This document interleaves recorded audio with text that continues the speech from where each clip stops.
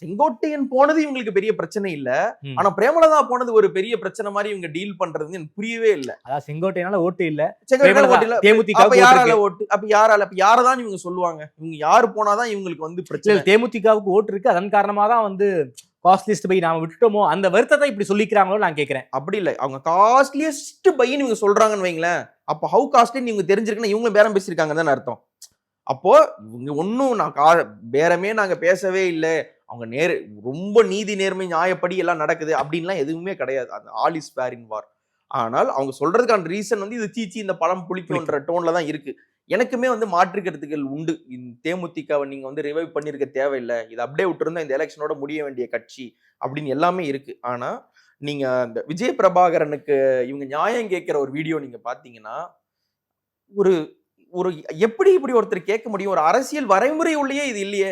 சின்ன பையன் பார்த்து நீங்க ஜெயிக்க விட்டுருக்கலாம்ல.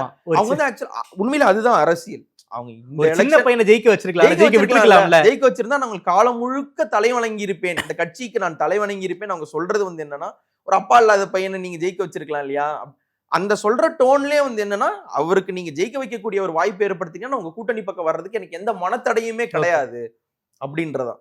அது எல்லாத்தையும் தாண்டி மிக முக்கியமா இருக்கக்கூடிய ஒரு ஃபேக்டர் எஸ்ஐஆர் பணியின் போது வந்து ரொம்ப வேகமா வேலை பார்த்த கட்சிகள் வந்து திமுக, அதிமுக, அன்டவுட்லி மூணாவது வந்து தேமுதிக. என்ன சார் சொல்றீங்க? உண்மை.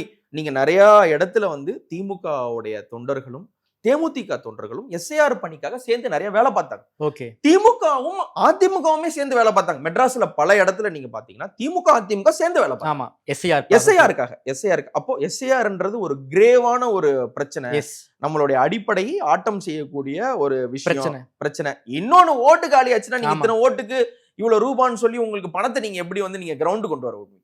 இவ்வளவு ஓட்டு இருக்கு நீங்க சொன்னா. சோ நீங்க கொள்கை அடிப்படையில பார்த்தாலும் இல்ல ஒரு சட்டபூர்வமான அடிப்படையில பார்த்தாலும் எஸ்ஐஆர் ஒரு பிரச்சனை.